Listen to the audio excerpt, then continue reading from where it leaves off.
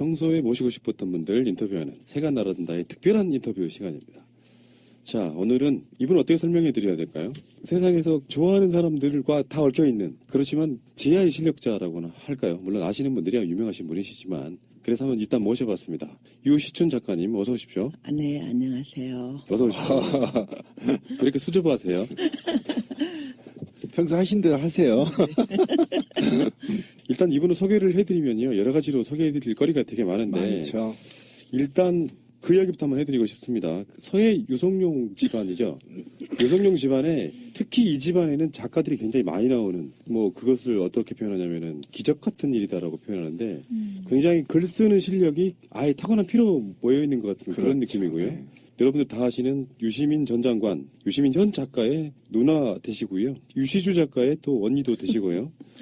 일단 반갑습니다. 어서 오십시오. 네, 반갑습니다. 근데 유시춘 작가님은 여러분들이 뭐 작가나 또는 뭐 유시민 장관으로만 얽힐 수 있는 부분은 아니고, 이분은 그 6월 항쟁과 아주 밀접한 연관이 있습니다. 당시에 민주정치국민운동본부의 상임 집행위원이셨죠. 네, 그리고 최근에는 이제 그것을 6월 항쟁이 30년 된 딱 올해가 그때고, 지금 3월이고 3개월만 했으면은 6월 항쟁도 되고, 사실상은 정권 교체가 돼 있을 딱 그 즈음이라서 6월 항쟁과 또 촛불과도 어떤 연관성을 좀 가져야 된다고 보고요.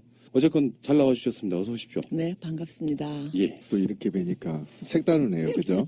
맨날 투쟁 현장에서 뵀는데. 사실은 우리가 투쟁을 하지만 궁극적인 목표는 평화지요. 그렇죠. 평화. 예, 평화와 행복. 예.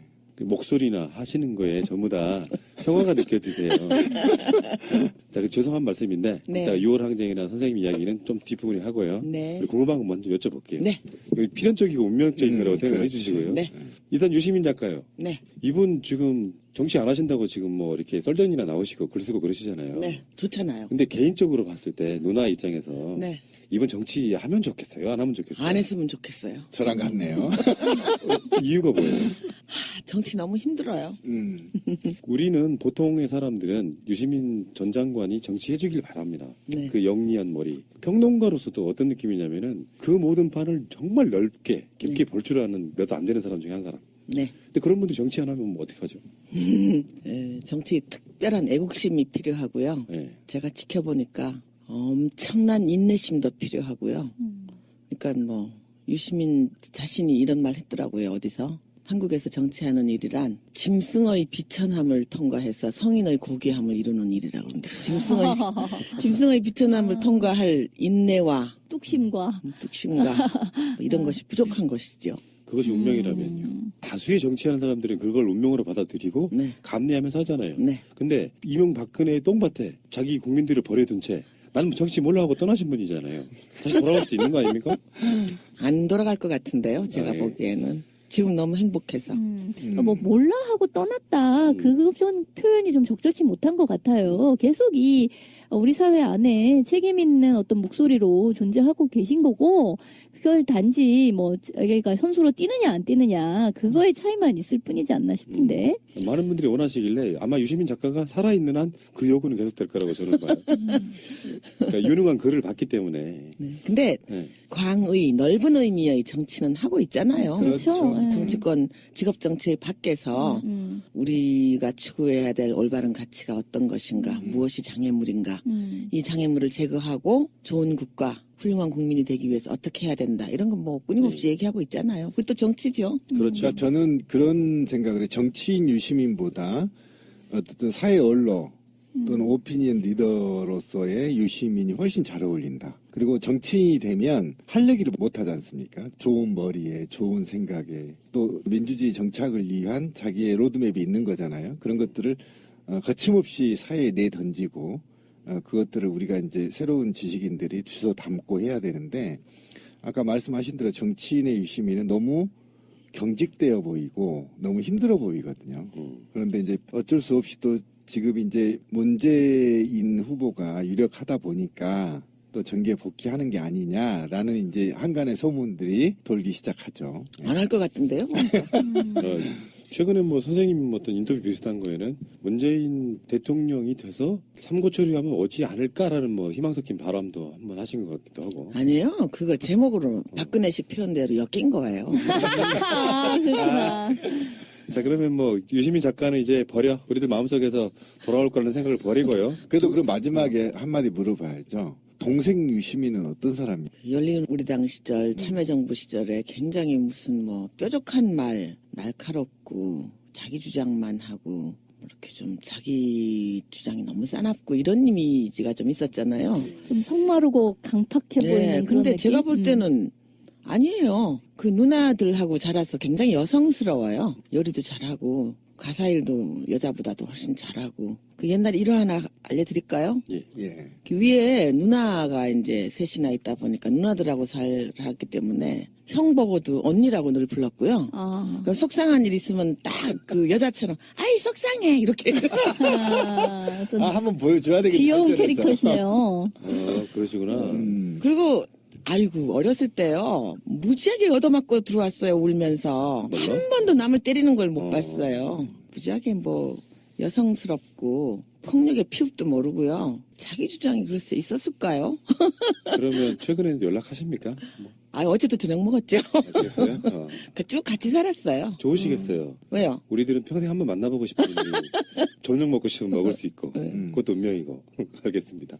작가님이 또 이야기가 뒤에 한참 많이 해야 되니까요. 네. 일단 궁금증 하나 더 할게요. 네.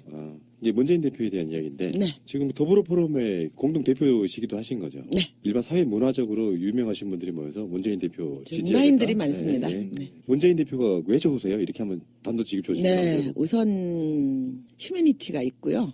품성이 굉장히 맑아요. 막다함은 정치인임에도 불구하고 사적인 이해타산에 그리 박지 못하고요. 그동안에 있어 왔던 민주당에서 뭐 여러분들이 뛰쳐나간 일들 이런 것들이 다 그분의 품성과 저는 무관치 않다고 봅니다. 정치적 이해타산을 좀 잘 할 줄 모르세요. 그러니까 그런 것이 현실 정치인으로서는 굉장한 결함이지만 저에게는 인간적으로는 아주 매력적인 부분. 그 쉽게 말하면 영입을 해서 먹이를 줘야 되는데 먹이를 줄지 모른다. 이 전혀 얘기죠? 몰라요. 네, 맞습니다. 네. 최고의 장점이라고 저는 봅니다. 장점인 그 거죠. 네. 바로 그것이. 그러니까 인간적으로 볼 때는 장점인데 아수라장 같은 한국 정치판에서는 여태까지 살아있는 게 기적이죠. 그러니까 왜 박지원이네 김종인이네 이 나가는 이유가 다 그런 거라고 저는 보거든요. 그게 정치적 있고 없고의 문제가 아니라 네. 적당히 사바사바해서 지분도 좀 나눠주고 근데 그런 교류들을 아예 잃지 않았다는 거잖아요. 네. 이렇게 되면은 다음 정부는 굉장히 깨끗해질 가능성이 있는 거죠. 깨끗해질 가능성도 있지만은 몹시 힘들 거라는 예측을 합니다. 어쩌면에 네. 계속 뒷다리 잡고 이제 물건 네. 늘어지고 굉장히 힘들 거라는 예측을. 그런데 어찌 보면 돈과 탐욕에 물들어 있는 새누리당과 그들이 볼 때는 노무현 정신과 문재인의 사람의 우선인 이 철학적인 이것이 무서운 거죠. 만약에 우리가 지금 노무현 대통령을 당시에는 정말 타도하려고 투쟁을 했지만 보내고 나서 보니 참 좋은 사람이고 100년 안에 나오기 어려운 지도자다. 이렇게 이제 인식을 하지 않습니까? 근데 그런 정치 철학을 문재인이 받고 더불어민주당이 받았을 때 이것이 광범위하게 퍼졌을 때 물질의 돈의 노예가 되어 있는 저 나쁜 아이들은 더 이상 커나갈 수 있는 터가 없기 때문에 굉장히 두려워하는 것 중에 하나죠. 그래서 이 아까 장점이자 단점이자라고 얘기했는데 이런 장점들이 대한민국의 헤게모니를 장악하고 널리 퍼졌을 때 저는 드디어 아까 말씀하신 우리 유 작가님 말씀하신 평화가 우리 몸에 체화되는 게 아닌 거냐라는 측면에서 높게 봅니다. 문재인 후보 같은 어떤 좋은 성품, 그러나 그 뭔가 떡고물은 또 주지 않는 이제 그런 상황. 그거 속에서 결국 그 이후가 어떻게 될까? 네, 맞습니다. 네, 매우 합리적인 우려예요. 제가 볼 때. 저도 그런 염려를 하고 있는데, 한 가지 좀 위안이 되는 일은 반면 교사로 삼을 만한 일이 오바마 행정부인데요. 네. 오바마가 들어올 때, 저 백악관 들어갈 때 그 반대 진영에서 뭐라 그랬습니까? 비아냥거리기를. 오바마 의회 가는 길도 모르잖아? 이렇게 얘기했잖아요. 그러니까 소수자다. 그 정도로 이렇게. 아웃사이더였잖아요. 예, 예. 그런데 오바마가 한 정책 중에 제일 지금 전 세계적으로 동의를 많이 받고 또 우리가 불화하고는 오바마 케어 같은 거요. 이거야말로 정말 하이에나들이 어슬렁거리는 정글에서 무사히 살아남아서 수많은 소수자와 약자와 아웃사이더들에게 생명권의 혜택을 준 것이거든요. 저는 굉장히 급품성이 그대로 있는 한 굉장히 많은 어려움이 있을 것이라고 예측합니다. 그러나 또 이번에 촛불 시민들이 보여준 우리 바닥의 그 인프라, 건강한 인프라를 생각하면 그들이 지지해주면 또 이 사고 묻힌한 어려움을 뚫고 나갈 수도 있지 않을까 하는 희망도 가져봅니다. 큰 틀에서 보면은 이명박 씨가 대통령 되고 나서 그저 그렇게 비리에 민감하지 않은 채로 우리가 경제만 살리면 된다고 뽑아줬더니 결국에는 신비님도 가장 말씀 많이 하셨는데 대통령 1인이 비리에 대해서 어떻게 생각하느냐가 나라 전체 공무원과 국민들에게 주는 영향이 있기 때문에 걱정할 측면도 있지만 그건 걱정이라기보다는 그렇게 밀어붙이는 것이 원칙적으로 맞다면 그 맞은 방향으로 가는 게 맞다라고 저는 생각이 들고요. 네. 어쨌든 간에 그 문재인 대표에 대해서는 상당히 빠심이 좀 그게 넘치시는 분으로 제가 알고 있고요. 그러니까 그런 인간미에 반하게 되면 왜 그런 질문도 하잖아요. 내가 열심히 이렇게 좋아해주고 지지해주는데 사실 나한테 돌아올 게 없다는 걸 뻔히 알면서도 그냥 지지하시는 거잖아요. 네, 쌀 한 톨 얻은 적이 없습니다. 뭐 밥 한 끼는 글쎄요, 얻어 드신 적 있어요? 밥 한 끼 정도는 사셨을까요?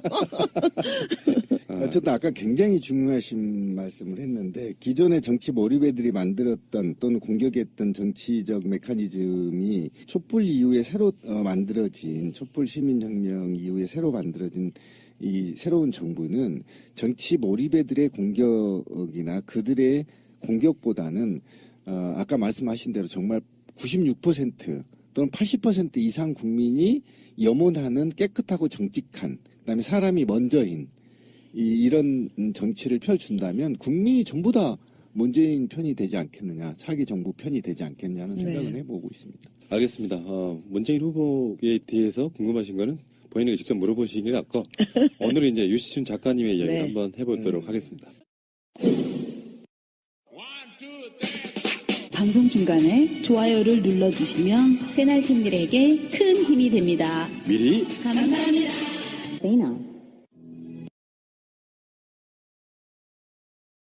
만약에 이번 촛불의 상징적인 인물이 누구냐라고 물으면 답을 하지 못할 거예요.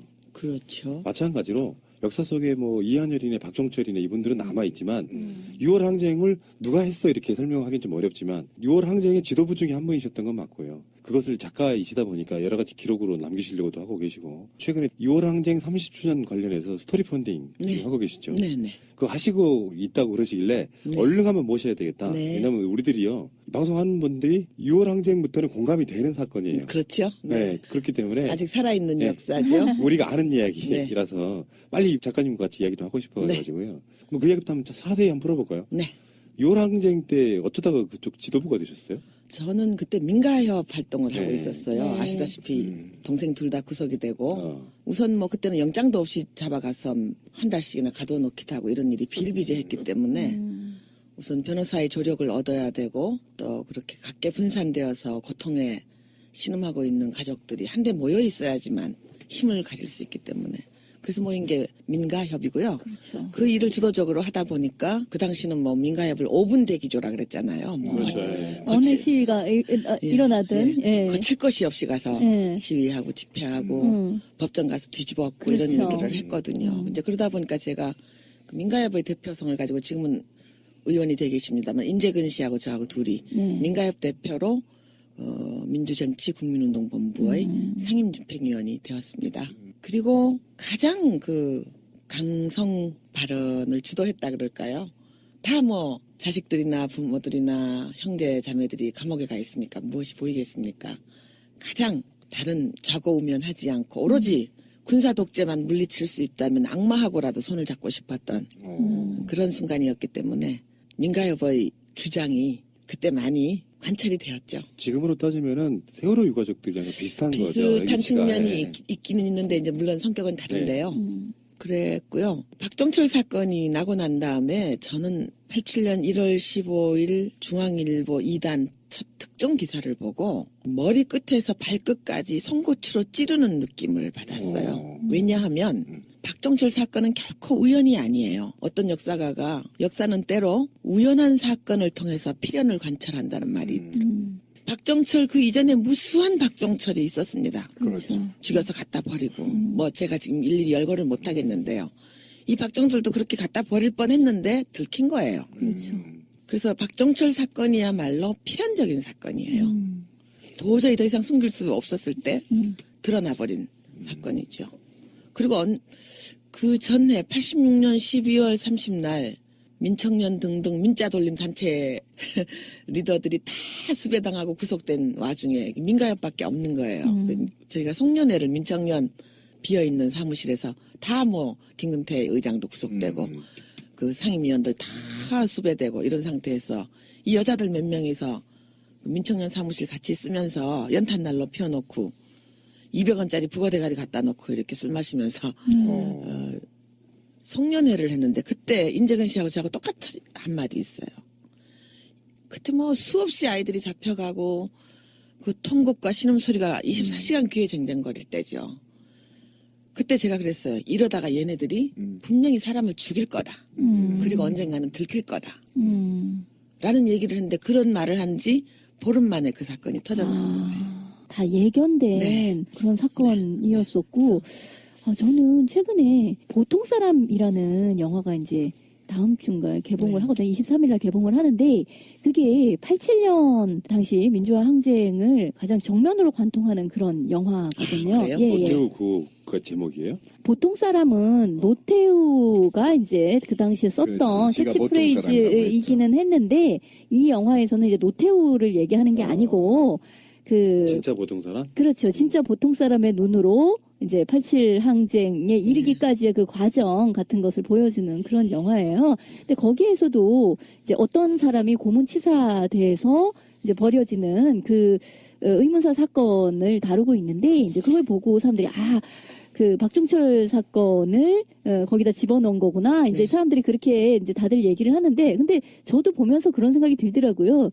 박종철 뿐이었겠는가. 그 이전에 예. 무수한 박종철이 있었고요. 예. 그다음 그것이 축적된 위에서 박종철이라는 필연적인 사건이 터져 나온 거예요. 그래서 박종철이야말로 국민운동본부를 일으켜 세운 기둥이죠. 그 예견이 맞아떨어지는 데서 아주 전율을 느꼈고요. 그리고 뭔가 변화가 오리라는 것을 직감했습니다.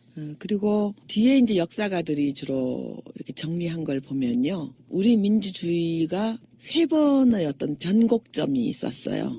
제일 처음이 이제 이승만 민간 독재죠. 그때는 군사 독재가 아니고 민간 독재를 무너뜨린 4.19 보통 의거라 그러잖아요. 그건 뭐 지도부가 없었어요. 정말 그야말로 의분에 찬 젊은 학생들이 일어난 것이죠.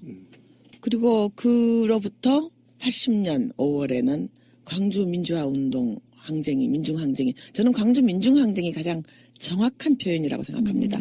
광주 민중항쟁 때는 지도부가 중간에 생겼습니다. 항쟁의 중간에. 그런데 우리가 87년 직선제 개헌 쟁취를 위한 지도부는 미리 6월 항쟁 있기 전에 미리 세웠습니다. 그러니까 말하자면 우리가 그만큼 진화했다 그럴까요? 그리고 또 준비됐다.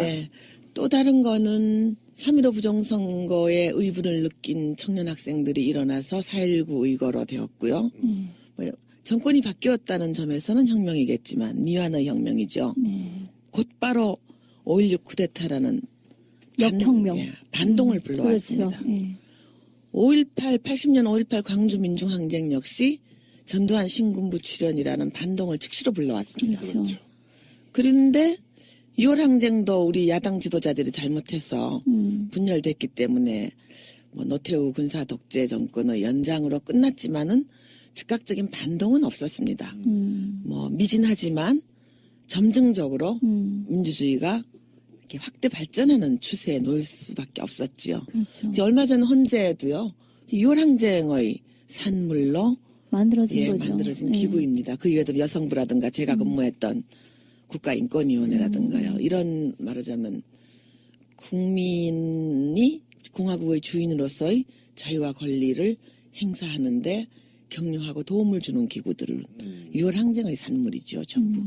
그러니까 이제 지도부가 먼저 있었다는 점이 과거의 4.19이거나 5.18 민중항쟁과는 성격이 많이 다르고요.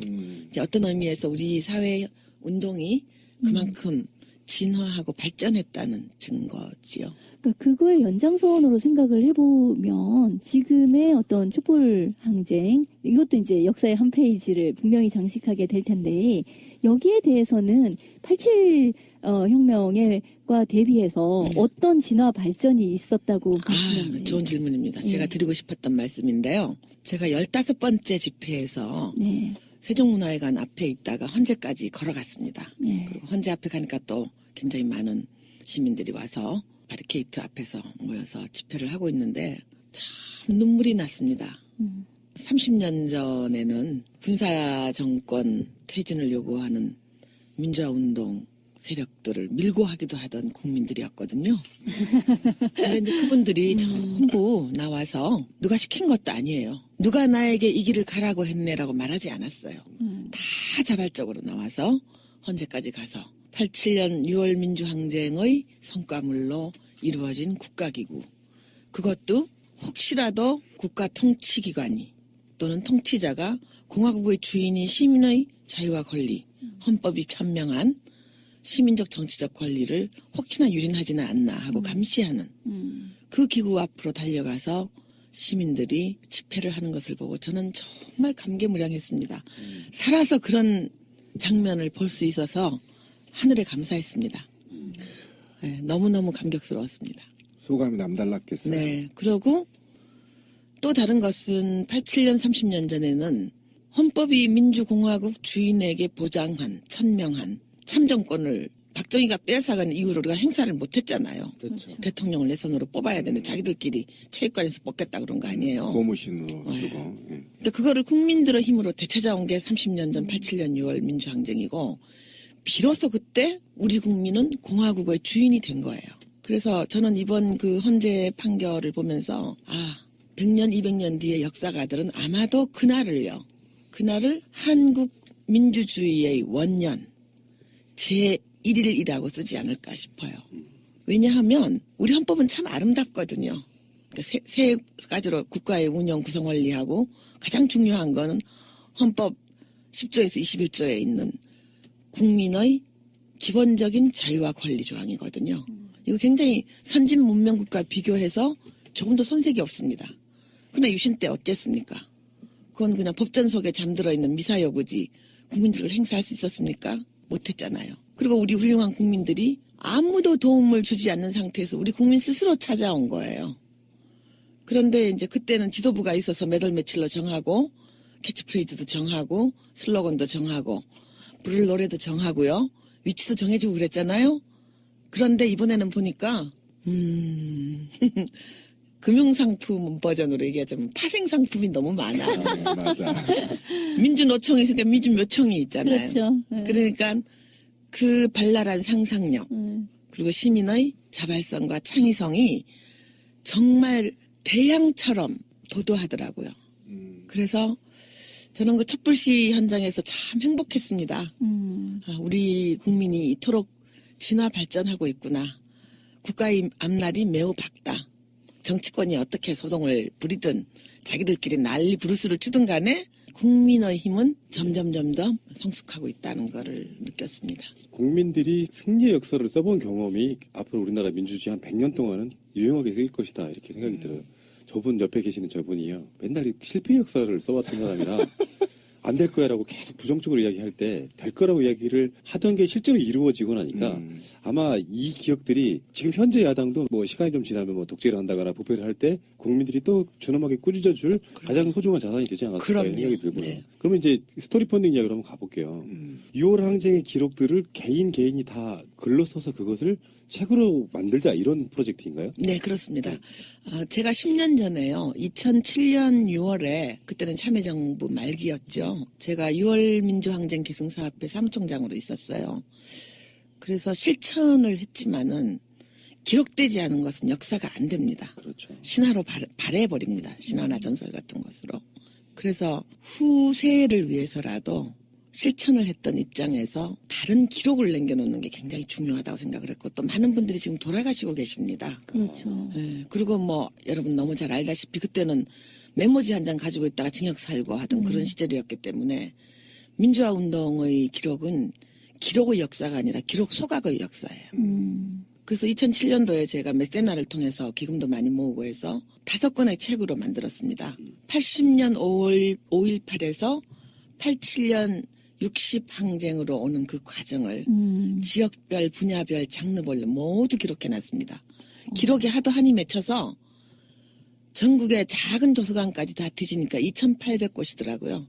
그 2,800곳에 5권 한지를 다 넣어놨습니다. 네, 여러분 궁금하시면 여러분이 사시는 그 집 근처 작은 도서관에 가도 그 책이 있습니다. 책 이름이요? 6월 항쟁을 기록하다. 6월 항쟁을 기록하다. 5권입니다. 그런데 이 프로젝트 이름은 6월 항쟁 30즈음이에요? 네, 어떤 차이가 있냐면요. 이제 그것은 그 당시 활동가들의 공식적인 기록입니다.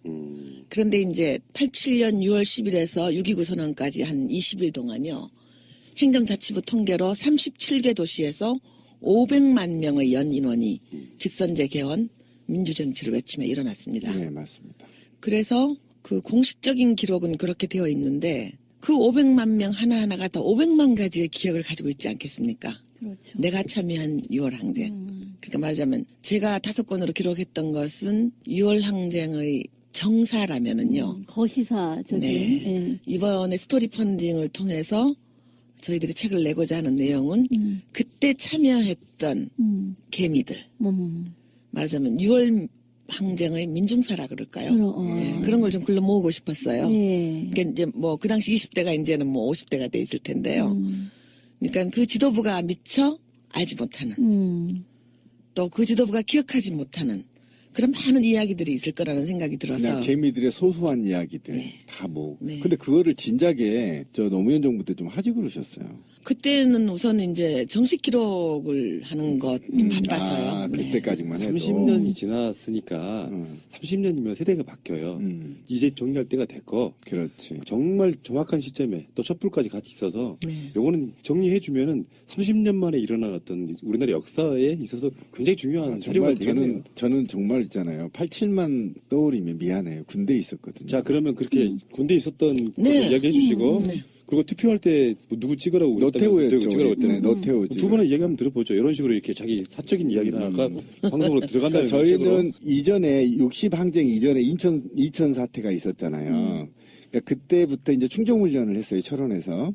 86년도에. 그렇죠. 모삼 인천 사태. 어떻게 했냐면 간첩 40명이 낙하산으로 인천에 상륙해서 인천에 소요를 일으키고 있다. 그러니까 우리가 지금 잡으러 가야 된다 하면서 계속 이제 훈련을 했어요. 막 충정훈련을 했고, 그다음에 87년 들어서는 한 달에 한 번씩 중대별로 돼지 한 마리씩 나왔어요. 계속 먹고 놀고 그러면 충정훈련하고. 그러니까 이 상태에서 나와 보니 그때 이제 저희 바로 밑에 후 기수 하나에게 이제 고대 출신 애가 있는데 형이라고 불렀거든요. 잠깐만 와봐 그러는 거예요. 지금 강주항쟁, 그 친구도 강주 출신이었는데 강주항쟁이 서울에서 일어났다는 거야. 쉽게 이제 이렇게 말을 하는 거지. 그래? 그래가지고 이제 그때부터 이제 입소문으로 이제 이게 일어났다. 그런데 그 군대에서는 어쩔 수가 없잖아. 그리고 그 이후에 투표가 있었는데, 그죠? 투표가 있었는데 저희가 124분의 7이었거든요. 근데 그 중에 19명이 노태우를 안 찍었어요. 근데 그게 탁 튀어나오더라고. 우리가 19명 안 찍었다. 이렇게까지 저희가 이제 경험을 예. 했죠. 다른 분들은 이게 이제 책으로 기록된다고 생각하시고요. 그 당시 뉴스에서 뭐 탁치였더니 죽었다 그 얘기가 나왔을 때 과연 그 부분에 대해서 이제 의문점을 많이 가졌거든요. 근데 그때 대학생들뿐만 아니라 고등학생들까지 그 시위에 전부 나가자 해서 같이 동참을 했던 기억이 나요. 근데 그때 고등학생이셨나요? 네. 근데 그때는 이제 불러서 나간다기보다는 어울렁 해서 공부하기 싫으니까 공부하기 싫어서. 구경 가세 뭐 이런 뭐 거. 그런 개념으로 간 것도 있었지만 막상 거기 가서 그 열기를 느끼다 보니까 그 느낌에 대한 거를 잊을 수가 없게 되더라고요. 맞아요. 그 신기하고 그게 처음엔 두려웠어. 왜냐면 우리는 이제 5.18의 기억이 있기 때문에 두려웠잖아. 근데 그런 걸 하러 가는 것 자체가 금기시돼 있던 입장에서 다시 나가다 보니까 이래서 정말 정의가 필요하고 분노가 필요하고 표현이 필요한 거구나 라는 생각을 하게 되더라고요. 근데 제가 이제 아쉬운 거는 그렇게 끝나고 나서 완벽하게 새로운 정부가 들어선다든지 정치라든지 뭐 이 모든 게 완전히 개혁이 됐으면 모르는데 그렇게 투쟁해서 얻어낸 결과물 치고는 뭐 도루묵 아니냐 뭐 이런 생각이 있었단 말이죠. 그 지금 선생님이 생각하시기에 이제 앞으로 그런 전철을 안 겪으려고 하면 그때는 우리가 달성되고 나서 바로 접어버려서 그런 게 아닌가 싶은 생각이 드는데 앞으로 시민들이나 여기 활동했던 사람들의 태도는 어떻게 이거를 이어나가야 될까요? 저는 굉장히 그 87년 6월 민주항쟁과 비교해서 볼 때요. 굉장히 뭐 양적인 변화는 뭐 말할 필요도 없고요. 질적으로도 한 단계 이렇게 비약하지 않았나 싶어요. 제가 이제 가끔 인용하는 게 있는데요. 다윈의 진화론을 보면은 이제 쭉 이렇게 아메바에서 뭐 파충류가 되고 양서류가 되고 이렇게 영장류로 올라오는 수천만 년에 걸친 수억 년에 걸친 진화 과정으로 이제 설명을 하잖아요. 근데 그 창조론자들이 죽었다 깨나도 이해를 안 하려고 하고 도저히 동의할 수 없는 부분이 아메바에서 원숭이까지 오는 건 인정을 해요. 근데 이제 유인원에서 사람이 되는 사람 거. 그러면 죽었다 깨나도 그건 하나님의 창조물이지 진화의 과정이 아니라는 거 아닙니까? 근데 그거를 설명해주는 코드가 있어요. 그 돌연변이적 진화라 그러거든요. 그러니까 이유는 알 수가 없어요. 수백만 년에 걸쳐서 이루어지는 진화가 원인을 알 수 없으되 한순간에 일어나는. 예. 그 서너 차례 변이가 일어났다고 하죠. 예. 그래서 사회 현상도 그 틀을 가지고 좀 설명할 수 있지 않을까 하는 생각이 드는데요. 그 30년 전 87년 6월 민주항쟁만 하더라도 수많은 활동가가 있고 그들이 이제 국민을 설득하고 동의를 구하고 그런 지난한 작업들이 있었잖아요. 그러다가 다 체포 구속되고 죽기도 하고 다치기도 하고요. 근데 이번에 보니까 원인을 알 수 없으되 설득하지 않아도 자발적이고 창의성이 넘치는 시민들이, 국민이 아니죠. 그들은 엔라이턴드, 그러니까 깨어있는 시민들이 눈에 불을 딱 밝히고 스스로 나왔잖아요. 그렇죠. 근데 이것이 다윈이 진화에서 얘기하는 그 돌연변이적 진화가 아닐까. 사회 현상적으로 볼 때도요. 새가 날아든다 초창기부터 해독 주스로 화제가 됐던 명인 힐링푸드 대표 김범진입니다. 저희 명인 힐링푸드는 내가 먹고 내 가족이 먹으며 자연 그대로 식품을 만들어 인간의 소망인 행복하고 건강하게 오래오래 살아가는 데 도움이 되고자 합니다. 최고의 히트 상품인 청아야채, 하루야채를 비롯하여 당뇨에 도움이 주는 당 스마트백 등의 상품이 지금도 새날 애청자님들 덕분에 잘 나가고 있습니다. 고맙습니다. 앞으로도 믿고 함께 해주시는 소비자님들을 배신하지 않고 정직하게 정성껏 잘 만들겠습니다. 명인 힐링푸드를 검색해주세요.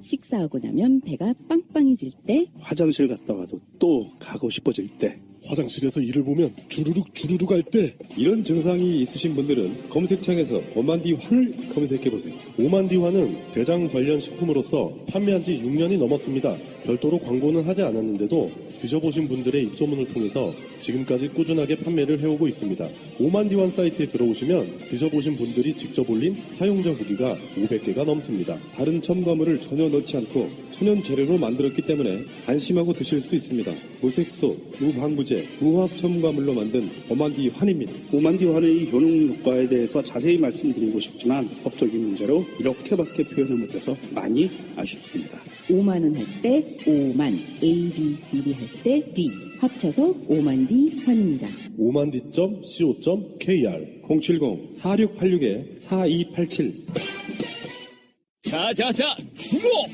외식 경영 프랜차이즈 혁신부문 대상 1년 만에 53개 지점 오픈 프랜차이즈계의 새로운 신화 순대곱창 전골 전문 브랜드 순고비네.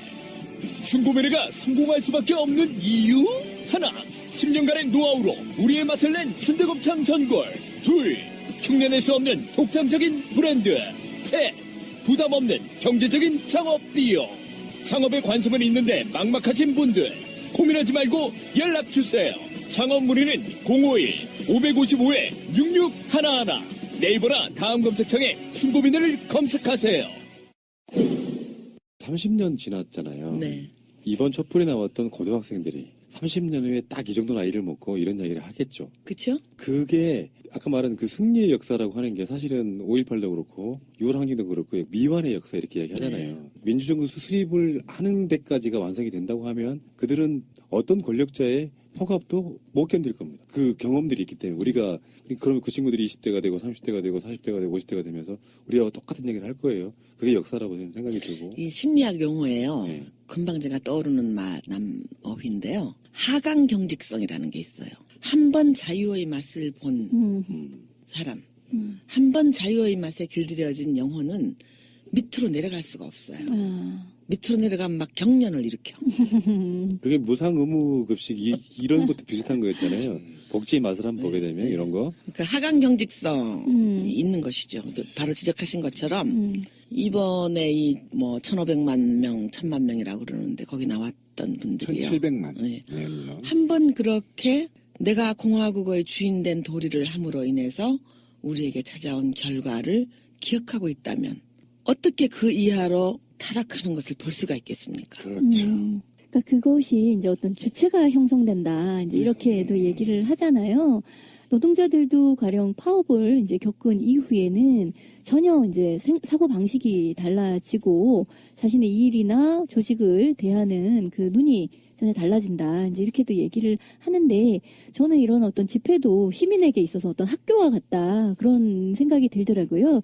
근데 말씀하신 것처럼 지금 일테면 87 그 항쟁에 대해서 아카이빙 작업을 계속 하시려는 거잖아요. 네, 제가 어떤, 직접 쓰기도 하고요. 네. 네. 그러니까 개인들의 어떤 정말 미시사적인 것까지를 포함해서 고등학생이면 고등학생, 그러니까 저도 이제 당시에 고등학생이었는데 하여튼 그런 어떤 직접 참여했거나 혹은 그것을 그냥 보았거나 뭐 가족이 참여를 했거나 하는 정도의 사람들, 그런 이름 없는 사람들에게 아로새겨진 어떤 기억, 어떤 잔상으로 이렇게 남아 있는 것들을 지금 채집을 하시는 그런 작업이신가요? 맞습니다. 네.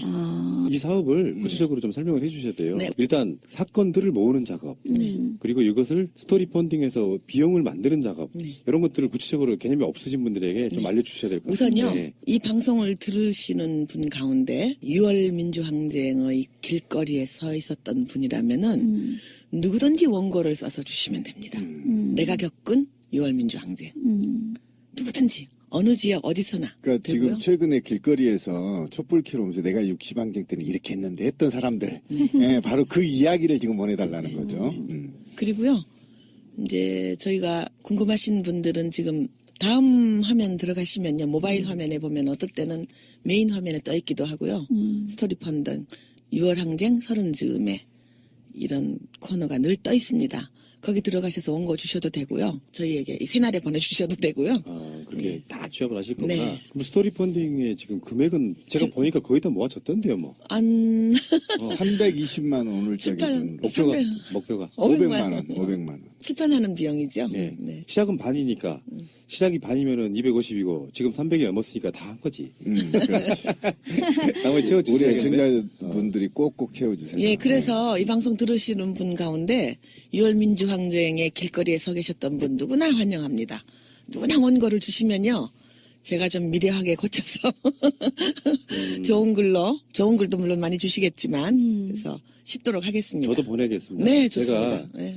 여기서 이야기를 해버리면 또 그게 스포일러가 되기 때문에 정말 감동적인 이야기가 하나 있어요. 네. 사실은 87 항쟁이 6월 항쟁이 지금의 세월이랑 아주 유사해요. 그 진실을 밝히기 위한 작업 속에 7년을 투쟁하다가 결국은 터진 거라고 저는 어느 정도는 그렇게 보는 게 있고 근데 그때 그 이야기를 한번 꼭 해드릴 만한 게 있어요. 저는 87 항쟁을 이런 식으로 다시 재기억하는 그런 작업이 굉장히 중요하다라고 생각이 드는 것이 아까 이제 뭐 찌라시님 같은 경우에도 87 항쟁 이후에 어떤 미완의 혁명 내지는 그 이후에 너무 성과가 이제 적었지 않았는가 이렇게 생각하는 사람들이 여전히 많이 있다고 생각을 해요. 그렇지만 아까 작가님 말씀하신 것처럼 되처지지는 않았다. 네. 점진적으로 발전을 해왔다고 본다 말씀을 하셨는데 저는 그런 인식이 굉장히 중요하다고 생각하거든요. 이번에 저는 그 보통 사람 아까 제가 영화 이야기를 했는데 보통 사람을 보다가 느낀 것이 아니 왜 그동안 87 항쟁에 대해서 이렇게 정면으로 다룬 영화가 왜 생각해보니까 별로 없다. 그런 생각이 드는 거예요. 그러니까 변호인 뭐 그 영화도 사실 87 항쟁의 그 직전 상황 같은 것을 보여주고는 있지만 이 영화만큼 그렇게 정통으로 보여주지는 않는구나 이런 생각이 들었는데 그럼 왜 그랬을까? 굉장히 다뤘을 만한 이야기인데 왜 그랬을까 생각해 보면 그 사이에 오히려 어떤 건너뛰임이 있었던 게 아닌가 싶은 거예요. 그러니까 어떤 담론 시장 안에서 그러니까 너무 이렇게 뻔하고 당연한 얘기는 이제 그만하고 오히려 그 이후에 약간 냉소적인 그러니까 뭐 다 나름 변절했고 뭐 이렇게 저렇게 흘러갔고 또 뭐 중간에 뭐 뉴라이트 뭐 이런 식의 뭐랄까 어떤 담론 안에서는 너무 이 87에 대한 정면 응시가 올드한 것으로 느껴지고 그것이 아닌 약간 좀 다른 방식의 이야기를 이렇게 곁들이는 것을 세련된 것처럼 이해를 하는 네. 그런 움직임 같은 것들이 있었거든요. 그러니까 이를테면 임상수 감독 같은 사람의 어떤 영화 안에는 광주 민중항쟁이나 87년이 들어가 있기는 한데 그것을 그대로 어떤 울컥함으로 바라보는 게 아니라 약간은 냉소의 시각으로 바라보는 것들이 너무 많았던 거예요. 이제 87년 6월 민주항쟁이 예를 들어서 드라마나 영화나 연극이나 뭐 다큐멘터리나 이렇게 말하자면 재탄생하려면은요 네. 시간이 좀 더 지나야 될 것 같아요. 아, 그래요? 네. 그래서, 그러니까, 이상하게도 이제 90년대에, 한 뭐 92년? 그 이후에는, 우리 80년대 얘기 그만하자. 이제 이런 식의 어떤 문화적인 그러니까 바람이 이제 있었고. 역사소설도 그렇고, 박경리 선생이 한 말인데요. 예. 역사소설도 그렇고, 그러니까 역사적인 사건을 온전히 전체로 드러내기 위해서는 그 관련자들의 기억이 마지막 지평에서 사라질 때 가능하다는 말씀하셨거든요. 그러니까 그 사육신도 뭐 200년 지난 다음에 사육신이라고 그랬잖아요. 그 당시는 그렇죠. 역적이었잖아요. 그러니까 그 이해 관련자들이 모두 역사 속 인물이 될 때. 한 세대가 지나야 되는 거군요. 그래서 올해 저는 30즈음인데요. 30즈음인데 그래서 후일을 위해서라도 활동가들의 기록도 물론 정사도 중요하지만 그때 참여했던 민중사, 민중들의 기록 이런 것들이 사실은 역사를 이루는 인프라잖아요. 그렇죠. 네, 그래서 역사가 한 뛰어난 왕이나 지도자나 천재가 만드는 게 아니잖아요. 동국의 민주주의 역사는. 그때 참여했던 분들의 기억 속의 6월 항쟁. 이것을 좀 남겨놔야 되겠다는 작가로서의 어떤 소명의식. 그리고 밀란 쿤데라 유명한 말 있잖아요. 기억투쟁. 그러니까 그 기록하지 않은 역사는 그냥 전설이나 신화의 옷을 입죠. 기록하는 것만이 역사가 되죠. 이건 어차피 누군가 해야 될 일인데 또 이렇게 우리 천재 작가님께서 손길을 매주시고 계시는데요. 올라온 사연들 짧게 한두 가지 소개해 드릴게요. 별거 없어요. 그걸 잘 쓸 필요도 없습니다. 네, 그렇죠. 그렇습니다. 있었던 일 그대로 네. 쓰면 돼요. 통희님의 사연인데요. 그때 내 나이 30세 남대문 지하상가에서 장사를 하고 있을 때 웅성웅성 매캐한 치릇한 냄새.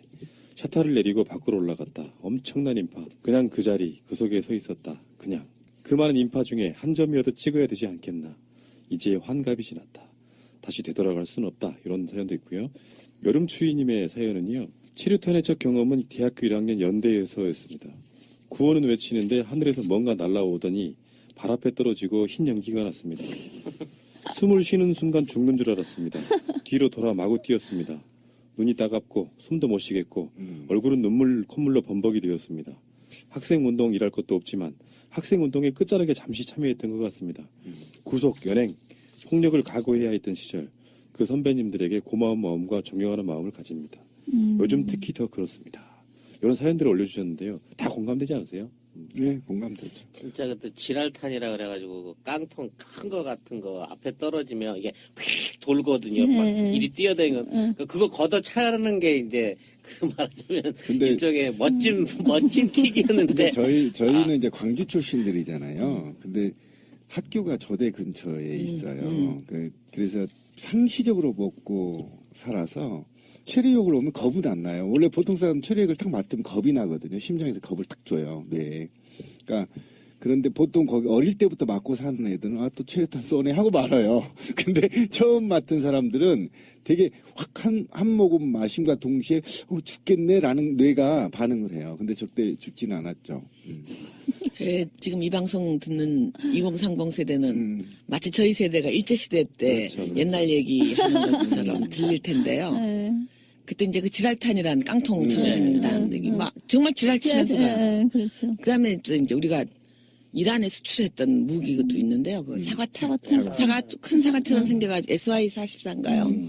그거 삼양서에서 생산하다가 어디죠? 생산하다가 지금 안 하고 있고요. 그 뭐 거의 그 가축 살상용이에요. 그 이현열 열사 돌아가시게 한 맞습니다. 거는 예. 쐈던 거. 예. 직결. 그 얼마나 독하냐면요. 제가 6월 10일 당일날 구속이 돼가지고 장안동 대공수사를 거쳐가지고 우리가 이제 신분이 드러났기 때문에 48시간 안에 구속영장이 발부가 돼가지고 밤중에 서울구치소로 가는데요. 구치소에 자고 난 아침에 이렇게 보니까 정말 편해요. 집이 안 나가도 되고 지랄탄 안 봐도 되고 너무 편한 거예요. 감옥소에 있는데 아침에 그러고서는 기지개를 켜면서 갔더니 이 팔뚝에요. 그 땀띠처럼 좁쌀처럼 빨갛게 다 올라와 있더라고요. 알러지. 그 체류탄 알러지인 거죠. 그게 한 일주일 만에 쓰러졌는데. 빨리 물로 씻어야 되는데. 네. 그래서. 그때는 그 백골단이 더 무섭지 않았어요? 체류액보다? 뭐 백골단도 무섭지만 체류탄 참 힘들었죠. 그거 뭐. 눈물 콧물. 그거 뭐 이름 말할 수가 없죠. 그게 군대 있을 때 화생방 훈련하는 거 똑같은 거예요. 화생방 훈련 때 우리가 맞게 되는 그거하고 체류탄하고 똑같은 성분이래요. 저희 예전에 이제 고등학교 때 강주 이제 대학생들 많이 데모하잖아요. 그런데 충장로 있잖아요. 도청 좌측이죠. 도통을 등지고 좌측골목까지 이제 진격을 하는데 경찰하고 같이 추석전을 거기서 하는데 돌을 하나 던지고 고등학생이었어요.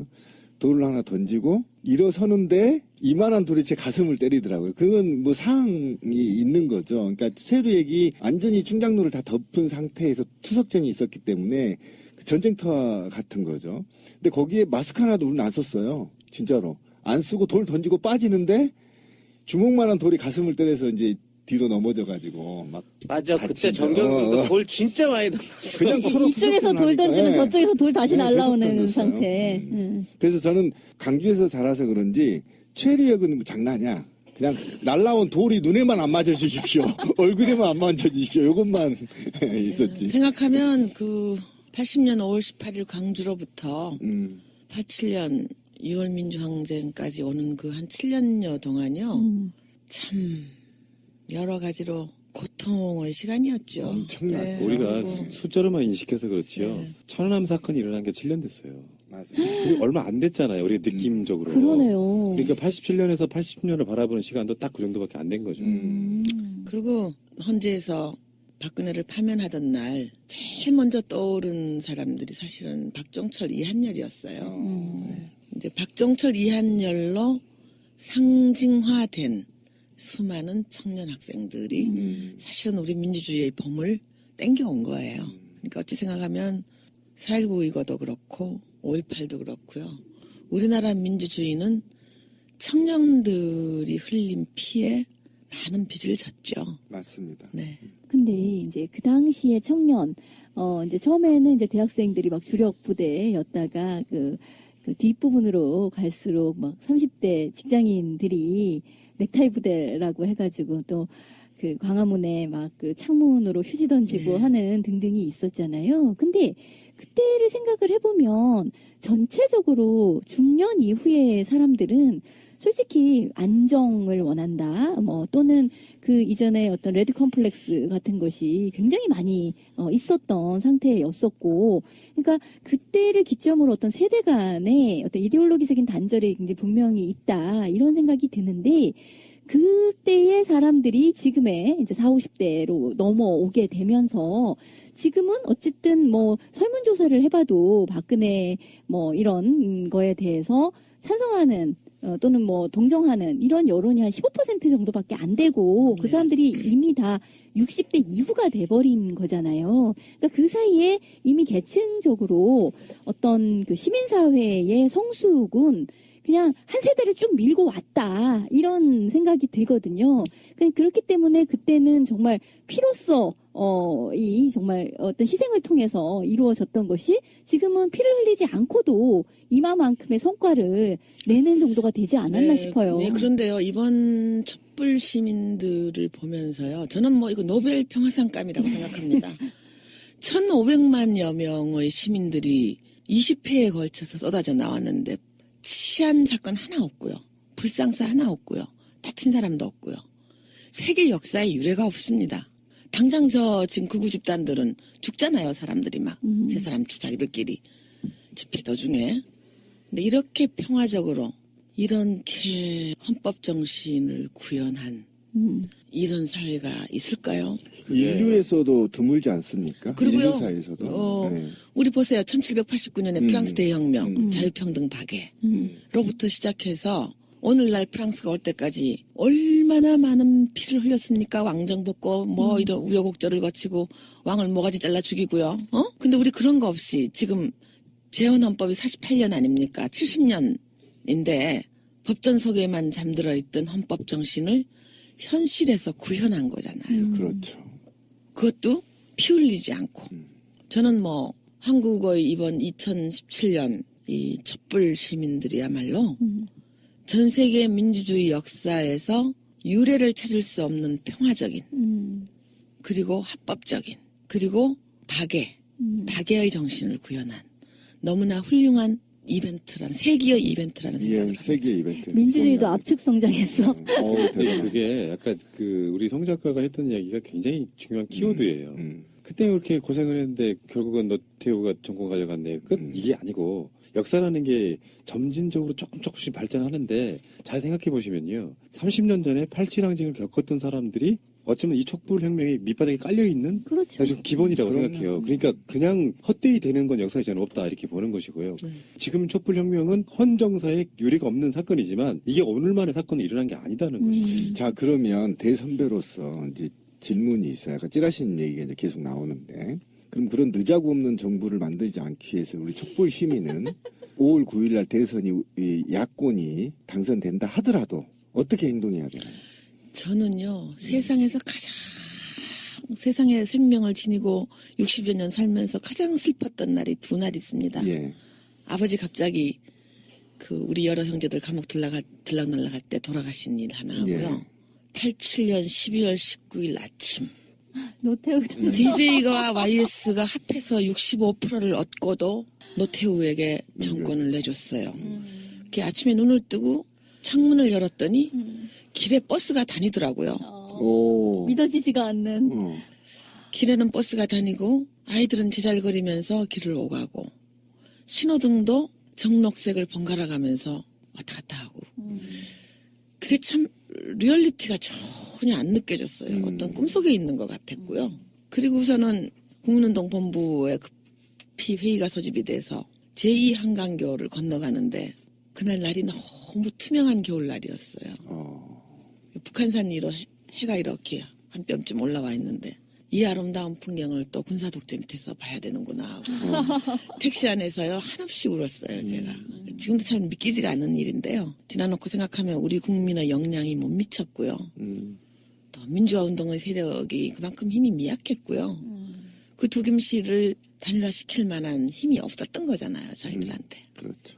시대의 한계이기도 하고 우리 실력의 한계이기도 하고 뭐 그렇다고 생각합니다. 그리고 그 뒤로는 그런 즉각적인 반동은 없었고 그래도 점진적으로 헌재도 만들고 국가인권위도 만들고 여성부도 만들고 복지도 어느 정도 좀 기초를 놓고요. 이렇게 조금씩 발전을 해오고 있어서 뭐 즉각적인 반동은 없었다고 봐야죠. 자, 그래서 제가 87년 12월 19일 아침에 창문을 열고 길에 버스가 다니네 라고 생각했던 그런 장자의 꿈 같은 그런 꿈을 다시 꾸지 않기 위해서는 우리가 늘 깨어 있어야죠. 늘 깨어 있어야 되고 민주주의 그냥 오는 게 아니거든요. 야생화처럼 버려두어도 꽃을 피우는 게 아닙니다. 원실 속의 꽃이에요. 늘 물을 주고 공기를 바꿔주고 눈길을 주고 정성을 기울여야 피는 꽃이에요. 네.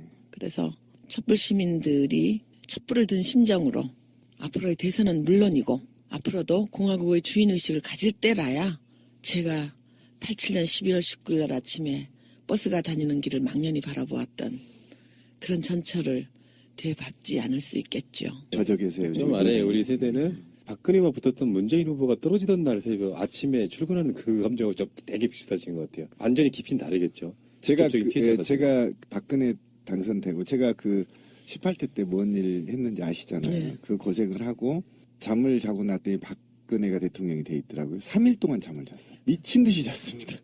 그렇지. 현실을 받아들이기 힘드니까. 네, 힘듭니다. 자는 게 제일 편합니다. 뭐 그런 일이 일어나지 않을 것으로 믿습니다. 예, 다시 말씀드리지만 역사는 어느 한순간에 바뀌지는 않아요. 국민들 의식까지 바뀌는 데는 시간이 꽤 오래 걸리고요. 그 미랄이 되었던 5.18과 87년 6월 항쟁 이런 얘기 정말 짧은 시간에 한번 나눠봤는데 그 사이에도 굉장히 많은 공감들이 왔다 갔다 했고요. 자, 다음에 여러분들 다시 한번 가셔가지고요. 까먹으셨죠, 지금. 6월 항쟁 30즈음에를 검색하시면은 스토리 펀딩이 나오는데요.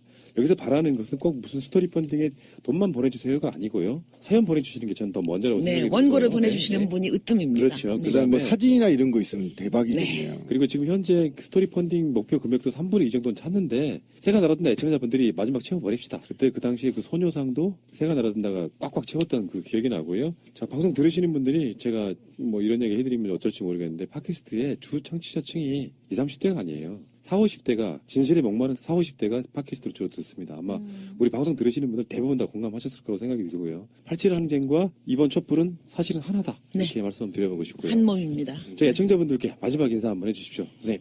네, 새날을 사랑하시는 여러분. 우선요, 여러분께서 혹시 30년 전 그날 6월에 거리에 서 계셨다면 그 사연을 보내주세요. 그리고요, 여러분의 힘으로, 오로지 여러분의 부릅뜬 두 눈으로 우리는 우리 수준에 맞는 정부를 가질 수 있습니다. 늘 깨어나 있어 주어서 고맙고요. 그리고 앞으로도 저도 여러분과 함께 늘 깨어나 있겠습니다. 고맙습니다. 고맙습니다. 감사합니다. 다음 기회에 또 뵙겠습니다. 고맙습니다. 예, 또 민주주의 정착을 위한 자기의 로드맵이 있는 거잖아요. 그런 것들을 거침없이 사회에 내던지고 그것들을 우리가 이제 새로운 지식인들이 주워 담고 해야 되는데 아까 말씀하신 대로 정치인의 유시민은 너무 경직되어 보이고 너무 힘들어 보이거든요. 그런데 이제 어쩔 수 없이 또 지금 이제 문재인 후보가 유력하다 보니까 또 정계 복귀하는 게 아니냐라는 이제 한간의 소문들이 돌기 시작하죠. 안 할 것 같은데요? 최근에 뭐 선생님 어떤 인터뷰 비슷한 거에는 문재인 대통령이 돼서 삼고 처리하면 오지 않을까라는 뭐 희망 섞인 바람도 한번 하신 것 같기도 하고. 아니에요. 그거 제목으로 박근혜식 표현대로 엮인 거예요. 아, 그렇구나. 자, 그러면 뭐 유시민 작가는 이제 버려. 우리들 마음속에서 돌아올 거라는 생각을 버리고요. 그래도 그럼 마지막에 한마디 물어봐야죠. 동생 유시민은 어떤 사람이에요? 열린 우리당 시절 참여정부 시절에 굉장히 무슨 뭐 뾰족한 말, 날카롭고 자기 주장만 하고 이렇게 좀 자기 주장이 너무 싸납고 이런 이미지가 좀 있었잖아요. 좀 성마르고 강팍해 보이는 네, 그런 근데 느낌? 제가 볼 때는 아니에요. 그 누나들하고 자라서 굉장히 여성스러워요. 요리도 잘하고 가사일도 여자보다도 훨씬 잘하고. 그 옛날 일화 하나 알려드릴까요? 예. 그 위에 누나가 이제 셋이나 있다 보니까 누나들하고 살았기 때문에 형 보고도 언니라고 늘 불렀고요. 아, 그럼 속상한 일 있으면 딱 그 여자처럼 아이 속상해 이렇게. 어떤 한번 보여줘야 되겠다. 귀여운 캐릭터시네요. 그러시구나. 그리고 아이고 어렸을 때요 무지하게 얻어맞고 들어왔어요 울면서. 뭘로? 한 번도 남을 때리는 걸 못 봤어요. 무지하게 뭐 여성스럽고 폭력의 피읍도 모르고요. 자기 주장이 글쎄 있었을까요? 그러면 최근에는 연락하십니까? 뭐, 아 어제도 저녁 먹었죠. 그랬어요? 그 쭉 같이 살았어요. 좋으시겠어요. 왜요? 우리들은 평생 한번 만나보고 싶은 분이 저녁 먹고 싶으면 먹을 수 있고 그것도 운명이고. 알겠습니다. 작가님이 또 이야기가 뒤에 한참 많이 해야 되니까요. 네. 일단 궁금증 하나 더 할게요. 네. 이제 문재인 대표에 대한 이야기인데 네. 지금 더불어 포럼의 공동 대표시기도 하신 거죠. 네. 일반 사회 문화적으로 유명하신 분들이 모여서 문재인 대표 지지하겠다. 문화인들이 많습니다. 네. 문재인 대표가 왜 좋으세요? 이렇게 한번 단도직입 조심해요. 네, 우선 휴머니티가 있고요. 품성이 굉장히 맑아요. 막다함은 정치인임에도 불구하고 사적인 이해타산에 그리 박지 못하고요. 그동안에 있어왔던 민주당에서 뭐 여러분들이 뛰쳐나간 일들 이런 것들이 다 그분의 품성과 저는 무관치 않다고 봅니다. 정치적 이해타산을 좀 잘 할 줄 모르세요. 그러니까 그런 것이 현실 정치인으로서는 굉장한 결함이지만 저에게는 인간적으로는 아주 매력적인 부분. 그러니까 쉽게 말하면 영입을 해서 먹이를 줘야 되는데 먹이를 줄지 모른다. 전혀 얘기죠? 몰라요. 네, 맞습니다. 네. 최고의 장점이라고 저는 봅니다. 장점인 그 거죠. 네. 바로 그것이. 그러니까 인간적으로 볼 때는 장점인데 아수라장 같은 한국 정치판에서는 여태까지 살아있는 게 기적이죠. 그러니까 왜 박지원이네, 김종인이네 이 나가는 이유가 다 그런 거라고 저는 보거든요. 그게 정치적 있고 없고의 문제가 아니라 네.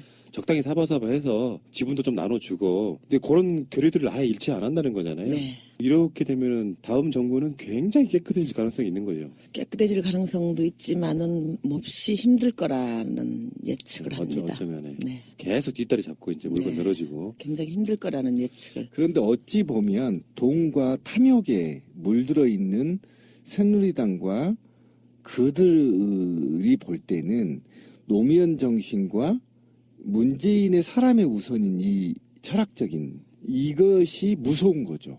만약에 우리가 지금 노무현 대통령을 당시에는 정말 타도하려고 투쟁을 했지만 보내고 나서 보니 참 좋은 사람이고 100년 안에 나오기 어려운 지도자다. 이렇게 이제 인식을 하지 않습니까? 근데 그런 정치 철학 하고 있는데 이제 그걸 보고 사람들이 그 박종철 사건을 거기다 집어넣은 거구나. 이제 네. 사람들이 그렇게 이제 다들 얘기를 하는데 근데 저도 보면서 그런 생각이 들더라고요. 박종철 뿐이었겠는가. 그 이전에 예. 무수한 박종철이 있었고요. 예. 그다음 그것이 축적된 위에서 박종철이라는 필연적인 사건이 터져 나온 거예요. 그래서 박종철이야말로 국민운동 본부를 일으켜 세운 기둥이죠. 그 예견이 맞아떨어지는 데서 아주 전율을 느꼈고요. 그리고 뭔가 변화가 오리라는 것을 직감했습니다. 그리고 뒤에 이제 역사가들이 주로 이렇게 정리한 걸 보면요. 우리 민주주의가 3번의 어떤 변곡점이 있었어요. 제일 처음이 이제 이승만 민간 독재적 때는 군사 독재가 아니고 민간 독재를 무너뜨린 4.19 보통 의거라 그러잖아요. 그건 뭐 지도부가 없었어요. 정말 그야말로 의분에 찬 젊은 학생들이 일어난 것이죠. 그리고 그로부터 80년 5월에는 광주 민주화 운동 민중항쟁이 저는 광주 민중항쟁이 가장 정확한 표현이라고 생각합니다. 광주 민중항쟁 때는 지도부가 중간에 생겼습니다. 항쟁의 중간에. 그런데 우리가 87년 직선제 개헌 쟁취를 위한 지도부는 미리 6월 항쟁 있기 전에 미리 세웠습니다. 그러니까 말하자면 우리가 그만큼 진화했다 그럴까요? 네. 그리고 또 준비됐다. 네. 또 다른 거는 3.15 부정선거의 의분을 느낀 청년 학생들이 일어나서 4.19 의거로 되었고요. 뭐 정권이 바뀌었다는 점에서는 혁명이겠지만 미완의 혁명이죠. 곧바로 5.16 쿠데타라는 역혁명. 반동을 불러왔습니다. 그렇죠. 예. 80년 5.18 광주 민중항쟁 역시 전두환 신군부 출현이라는 반동을 즉시로 불러왔습니다. 그렇죠. 그런데 6월 항쟁도 우리 야당 지도자들이 잘못해서 분열됐기 때문에 뭐 노태우 군사 독재 정권의 연장으로 끝났지만은 즉각적인 반동은 없었습니다. 뭐 미진하지만 점증적으로 민주주의가 이렇게 확대 발전하는 추세에 놓일 수밖에 없었지요. 그렇죠. 이제 얼마 전 헌재도요. 6월 항쟁의 산물로 만들어진 거죠. 만들어진 예. 기구입니다. 그 이외에도 여성부라든가 제가 근무했던 국가인권위원회라든가요. 이런 말하자면 국민이 공화국의 주인으로서의 자유와 권리를 행사하는데 격려하고 도움을 주는 기구들을 6월 항쟁의 산물이죠. 전부. 그러니까 지도부가 먼저 있었다는 점이 과거의 4.19이거나 5.18 민중항쟁과는 성격이 많이 다르고요. 이제 어떤 의미에서 우리 사회 운동이 그만큼 진화하고 발전했다는 증거지요. 그러니까 그거의 연장선으로 생각을 해보면 지금의 어떤 촛불 항쟁 이것도 이제 역사의 한 페이지를 분명히 장식하게 될 텐데 여기에 대해서는 87 혁명과 대비해서 어떤 진화 발전이 있었다고 보시는지. 좋은 질문입니다. 제가 드리고 싶었던 말씀인데요. 제가 15번째 집회에서 네. 세종문화회관 앞에 있다가 헌재까지 걸어갔습니다. 네. 그리고 헌재 앞에 가니까 또 굉장히 많은 시민들이 와서 바리케이트 앞에서 모여서 집회를 하고 있는데 참 눈물이 났습니다. 30년 전에는 군사 정권 퇴진을 요구하는 민주화운동 세력들을 밀고 하기도 하던 국민들이었거든요. 근데 이제 그분들이 전부 나와서 누가 시킨 것도 아니에요. 누가 나에게 이 길을 가라고 했네라고 말하지 않았어요. 다 자발적으로 나와서 헌재까지 가서 87년 6월 민주항쟁의 성과물로 이루어진 국가기구. 그것도 혹시라도 국가 통치기관이 또는 통치자가 공화국의 주인이 시민의 자유와 권리, 헌법이 편명한 을 문재인이 받고 더불어민주당이 받았을 때 이것이 광범위하게 퍼졌을 때 물질의 돈의 노예가 되어 있는 저 나쁜 아이들은 더 이상 커나갈 수 있는 터가 없기 때문에 굉장히 두려워하는 것 중에 하나죠. 그래서 이 아까 장점이자 단점이자라고 얘기했는데 이런 장점들이 대한민국의 헤게모니를 장악하고 널리 퍼졌을 때 저는 드디어 아까 말씀하신 우리 유 작가님 말씀하신 평화가 우리 몸에 체화되는 게 아닌 거냐라는 측면에서 높게 봅니다. 문재인 후보 같은 어떤 좋은 성품, 그러나 그 뭔가 떡고물은 또 주지 않는 이제 그런 상황. 그것 속에서 결국 그 이후가 어떻게 될까? 네, 맞습니다. 네, 매우 합리적인 우려예요. 제가 볼 때 저도 그런 염려를 하고 있는데 한 가지 좀 위안이 되는 일은 반면 교사로 삼을 만한 일이 오바마 행정부인데요. 오바마가 들어올 때, 저 백악관 들어갈 때 그 반대 진영에서 뭐라 그랬습니까? 비아냥거리기를. 오바마 의회 가는 길도 모르잖아? 이렇게 얘기했잖아요. 그러니까 소수자다. 그 정도는 이렇게. 아웃사이더였잖아요. 그런데 오바마가 한 정책 중에 제일 지금 전 세계적으로 동의를 많이 받고 또 우리가 불화하고는 오바마 케어 같은 거요. 이거야말로 정말 하이에나들이 어슬렁거리는 정글에서 무사히 살아남아서 수많은 소수자와 약자와 아웃사이더들에게 생명권의 혜택을 준 것이거든요. 저는 굉장히 그 품성이 그대로 있는 한 굉장히 많은 어려움이 있을 것이라고 예측합니다. 그러나 또 이번에 촛불 시민들이 보여준 우리 바닥의 그 인프라, 건강한 인프라를 생각하면 그들이 지지해주면 또 이 사고 묻힌한 어려움을 뚫고 나갈 수도 있지 않을까 하는 희망도 가져봅니다. 큰 틀에서 보면은 이명박 씨가 대통령 되고 나서 그저 그렇게 비리에 민감하지 않은 채로 우리가 경제만 살리면 된다고 뽑아줬더니 결국에는 신비님도 가장 말씀 많이 하셨는데 대통령 1인이 비리에 대해서 어떻게 생각하느냐가 나라 전체 공무원과 국민들에게 주는 영향이 있기 때문에 걱정할 측면도 있지만 그건 걱정이라기보다는 그렇게 밀어붙이는 것이 원칙적으로 맞다면 그 맞은 방향으로 가는 게 맞다라고 저는 생각이 들고요. 어쨌든 간에 그 문재인 대표에 대해서는 상당히 빠심이 좀 예, 넘치시는 분으로 제가 알고 있고요. 그러니까 그런 인간미에 반하게 되면 왜 그런 질문도 하잖아요. 내가 열심히 이렇게 좋아해주고 지지해주는데 사실 나한테 돌아올 게 없다는 걸 뻔히 알면서도 그냥 지지하시는 거잖아요. 네, 쌀 한 톨 얻은 적이 없습니다. 뭐 밥 한 끼는 뭐 글쎄요, 얻어 드신 적 있어요? 밥 한 끼 정도는 사셨을까요? 어쨌든 아까 굉장히 중요하신 말씀을 했는데 기존의 정치 몰입애들이 만들었던 또는 공격했던 정치적 메커니즘이 촛불 이후에 새로 만들어진 촛불 시민혁명 이후에 새로 만들어진 이 새로운 정부는 정치 몰입애들의 공격이나 그들의 공격보다는 아까 말씀하신 대로 정말 96% 또는 80% 이상 국민이 염원하는 깨끗하고 정직한 그다음에 사람이 먼저인 이런 정치를 펴준다면 국민이 전부 다 문재인 편이 되지 않겠느냐, 차기 정부 편이 되지 않겠냐는 생각을 해보고 있습니다. 알겠습니다. 문재인 후보에 대해서 궁금하신 거는 본인에게 직접 물어보시는 게 낫고 오늘은 이제 유시춘 작가님의 이야기를 한번 해보도록 하겠습니다. 방송 중간에 좋아요를 눌러주시면 새날팀들에게 큰 힘이 됩니다. 미리 감사합니다.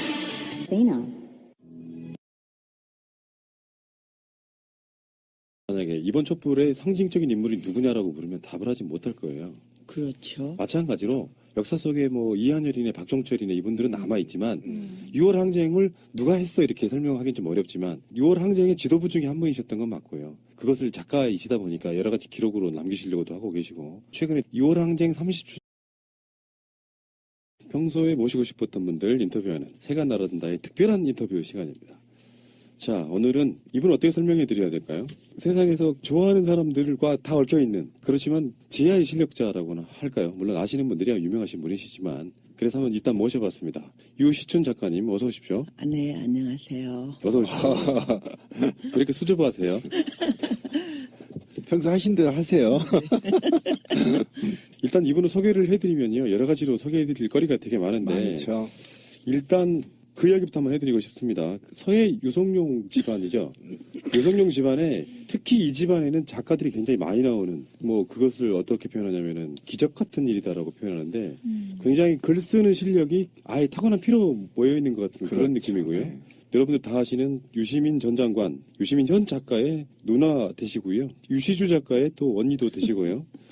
일단 반갑습니다. 어서 오십시오. 네, 반갑습니다. 근데 유시춘 작가님은 여러분들이 뭐 작가나 또는 뭐 유시민 장관으로만 얽힐 수 있는 부분은 아니고, 이분은 그 6월 항쟁과 아주 밀접한 연관이 있습니다. 당시에 민주쟁취국민운동본부의 상임 집행위원이셨죠. 네, 그리고 최근에는 이제 그것을 6월 항쟁이 30년 된 딱 올해가 그때고, 지금 3월이고 3개월만 했으면은 6월 항쟁도 되고, 사실상은 정권 교체가 돼 있을 딱 그 즈음이라서 6월 항쟁과 또 촛불과도 어떤 연관성을 좀 가져야 된다고 보고요. 어쨌건 잘 나와주셨습니다. 어서 오십시오. 네, 반갑습니다. 예. 또 이렇게 뵈니까 색다르네요. 그죠? 맨날 투쟁 현장에서 뵀는데. 사실은 우리가 투쟁을 하지만 궁극적인 목표는 평화지요. 그렇죠. 평화. 예, 평화와 행복. 예. 그 목소리나 하시는 거에 전부 다 평화가 느껴지세요. 자, 그 죄송한 말씀인데, 네. 일단 6월 항쟁이나 선생님 이야기는 좀 뒷부분에 하고요. 네. 궁금한 거 먼저 여쭤볼게요. 네. 이거 필연적이고 운명적인 거라고 생각을 그렇지. 해주시고요. 네. 일단 유시민 작가요. 네, 이분 지금 정치 안 하신다고 지금 뭐 이렇게 썰전이나 나오시고 글 쓰고 그러시잖아요. 네, 좋잖아요. 근데 개인적으로 봤을 때 누나 입장에서 네, 이분 정치 하면 좋겠어요? 안 하면 좋겠어요? 안 했으면 좋겠어요. 저랑 같네요. 이유가 뭐예요? 정치 너무 힘들어요. 우리는 보통의 사람들은 유시민 전 장관이 정치해주길 바랍니다. 네. 그 영리한 머리. 평론가로서도 어떤 느낌이냐면은 그 모든 판을 정말 넓게 깊게 볼 줄 아는 몇 안 되는 사람 중에 한 사람. 네, 근데 그런 분들이 정치 안 하면 뭐 어떡하죠? 정치 특별한 애국심이 필요하고요. 예. 제가 지켜보니까 엄청난 인내심도 필요하고요. 그러니까 뭐 유시민 자신이 이런 말 했더라고요. 어디서 한국에서 정치하는 일이란 짐승의 비천함을 통과해서 성인의 고귀함을 이루는 일이라고 합니다. 짐승의 비천함을 통과할 인내와 뚝심과 뚝심과 뭐 이런 것이 부족한 것이죠. 그것이 운명이라면요. 다수의 정치하는 사람들은 그걸 운명으로 받아들이고 네. 감내하면서 하잖아요. 네. 근데 이명박근혜의 똥밭에 자기 국민들을 버려둔 채 나는 정치 몰라 하고 떠나신 분이잖아요. 다시 돌아올 수도 있는 거 아닙니까? 안 돌아갈 것 같은데요. 제가 예. 보기에는 지금 너무 행복해서. 뭐 몰라 하고 떠났다. 그 좀 표현이 좀 적절치 못한 것 같아요. 계속 이 우리 사회 안에 책임 있는 어떤 목소리로 존재하고 계신 거고, 그걸 단지 뭐 그러니까 선수로 뛰느냐 안 뛰느냐 그거의 차이만 있을 뿐이지 않나 싶은데. 많은 분들이 원하시길래 아마 유시민 작가가 살아있는 한 그 요구는 계속될 거라고 저는 봐요. 그러니까 유능한 글을 봤기 때문에. 네. 근데 네. 광의 넓은 의미의 정치는 하고 있잖아요. 그렇죠. 예. 정치권 직업 정치 밖에서 우리가 추구해야 될 올바른 가치가 어떤 것인가, 무엇이 장애물인가, 이 장애물을 제거하고 좋은 국가, 훌륭한 국민이 되기 위해서 어떻게 해야 된다, 이런 건 뭐 끊임없이 얘기하고 있잖아요. 그게 또 정치죠. 그렇죠. 그러니까 저는 그런 생각을 해요. 정치인 유시민보다 어쨌든 사회 언론 또는 오피니언 리더로서의 유시민이 훨씬 잘 어울린다. 그리고 정치인이 되면 할 얘기를 못 하지 않습니까? 좋은 머리에 좋은 생각에. 년 관련해서 스토리 펀딩 지금 네. 하고 계시죠? 네네. 그거 하시고 있다고 그러시길래 네. 얼른 한번 모셔야 되겠다. 네. 왜냐면 우리들이요, 방송하는 분들이 6월 항쟁부터는 공감이 되는 사건이에요. 그렇죠. 네. 그렇기 때문에 아직 살아있는 네. 역사죠. 우리가 아는 이야기라서 빨리 작가님과 같이 이야기를 하고 싶어가지고요. 뭐 그 이야기부터 한번 자세히 한번 풀어볼까요? 네. 6월 항쟁 때 어쩌다가 그쪽 지도부가 되셨어요? 저는 그때 민가협 활동을 하고 네. 있었어요. 아시다시피 동생 둘 다 구속이 되고 우선 뭐 그때는 영장도 없이 잡아가서 한 달씩이나 가둬놓기도 하고 이런 일이 비일비재했기 때문에 우선 변호사의 조력을 얻어야 되고 또 그렇게 각계 분산되어서 고통에 신음하고 있는 가족들이 한데 모여 있어야지만 힘을 가질 수 있기 때문에 그래서 모인 게 민가협이고요. 그렇죠. 그 일을 주도적으로 하다 보니까 그 당시는 뭐 민가협을 5분 대기조라 그랬잖아요. 뭐 그렇죠. 어느 시위가 일어나든 예. 거칠 것이 없이 가서 예. 시위하고 집회하고 법정 가서 뒤집어 엎고 이런 그렇죠. 일들을 했거든요. 이제 그러다 보니까 제가 그 민가협의 대표성을 가지고 지금은 의원이 되어 계십니다만 인재근 씨하고 저하고 둘이 민가협 대표로 민주정치국민운동본부의 상임집행위원이 되었습니다. 그리고 가장 그 강성 발언을 주도했다 그럴까요? 다 뭐 자식들이나 부모들이나 형제 자매들이 감옥에 가 있으니까 무엇이 보이겠습니까? 가장 다른 좌고우면하지 않고 오로지 군사 독재만 물리칠 수 있다면 악마하고라도 손을 잡고 싶었던 그런 순간이었기 때문에 민가협의 주장이 그때 많이 관철이 되었죠. 지금으로 따지면은 세월호 유가족들이랑 비슷한 거죠. 비슷한 위치가. 측면이 네. 있기는 있는데 이제 물론 성격은 다른데요. 그랬고요. 박종철 사건이 나고 난 다음에 저는 87년 1월 15일 중앙일보 2단 첫 특종 기사를 보고 머리 끝에서 발끝까지 송곳으로 찌르는 느낌을 받았어요. 왜냐하면 박종철 사건은 결코 우연이 아니에요. 어떤 역사가가 역사는 때로 우연한 사건을 통해서 필연을 관찰한다는 말이 있더라고요. 박종철 그 이전에 무수한 박종철이 있었습니다. 그렇죠. 죽여서 갖다 버리고 뭐 제가 지금 일일이 열거를 못 하겠는데요. 이 박종철도 그렇게 갖다 버릴 뻔했는데 들킨 거예요. 그렇죠. 그래서 박종철 사건이야말로 필연적인 사건이에요. 도저히 더 이상 숨길 수 없었을 때 드러나 버린 사건이죠. 그리고 그 전해 86년 12월 30날 민청년 등등 민자돌림 단체 리더들이 다 수배당하고 구속된 와중에 민가협밖에 없는 거예요. 저희가 송년회를 민청년 비어있는 사무실에서 다 뭐 김근태 의장도 구속되고 그 상임위원들 다 수배되고 이런 상태에서 이 여자들 몇 명이서 민청년 사무실 같이 쓰면서 연탄난로 피워놓고 200원짜리 북어대가리 갖다 놓고 이렇게 술 마시면서 송년회를 했는데 그때 인재근 씨하고 저하고 똑같은 한 말이 있어요. 그때 뭐 수없이 아이들이 잡혀가고 그 통곡과 신음소리가 24시간 귀에 쟁쟁거릴 때죠. 그때 제가 그랬어요. 이러다가 얘네들이 분명히 사람을 죽일 거다. 그리고 언젠가는 들킬 거다. 라는 얘기를 했는데 그런 말을 한 지 보름 만에 그 사건이 터져나온 다 예견된 그런 사건이었었고 저는 최근에 보통 사람이라는 영화가 이제 다음 주인가에 개봉을 하거든요. 23일날 개봉을 하는데 그게 87년 당시 민주화 항쟁을 가장 정면으로 관통하는 그런 영화거든요. 그래요? 노태우 그 제목이에요? 보통 사람은 노태우가 이제 그 당시에 썼던 그렇지. 지가 캐치프레이즈이기는 했는데 이 영화에서는 이제 노태우를 얘기하는 게 아니고 진짜 보통 사람? 그렇죠. 진짜 보통 사람의 눈으로 이제 87 항쟁에 이르기까지의 그 과정 같은 것을 보여주는 그런 영화예요. 근데 거기에서도 이제 어떤 사람이 고문치사돼서 이제 벌여지는 그 의문사 사건을 다루고